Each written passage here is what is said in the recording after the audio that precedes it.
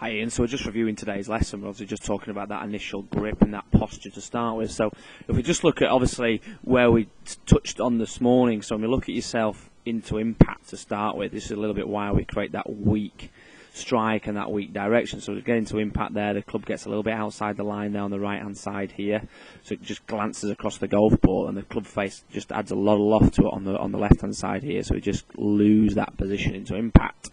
So when we look at obviously what causes that, it's a little bit to do with the lack of body rotation, a little bit to do with your grip. So we obviously then touched on how to address that. So we look at that initial grip to start with. So we've got you on the right hand side here really doing that routine. So we set the left hand on there first, grip, and then wrap over. Bring that right hand in there initially, get that feeling comfortable. So the difference on the left and the right, just how little gaps there are on the right hand side there compared to the left is huge. So then obviously we look at that initial posture as well.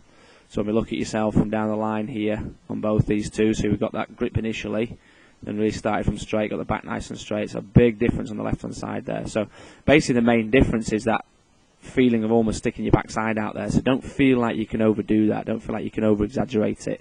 So your back's a lot sharper on the left here. We've got a much better axis to rotate round, whereas here it gets very rounded. So on the left hand side it's a lot easier to stay on that axis line and turn round it.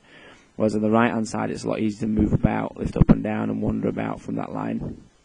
So keep working on it, keep practicing on it. You're doing very well with it, mate, and we'll look forward to seeing you soon. Take care, Ian.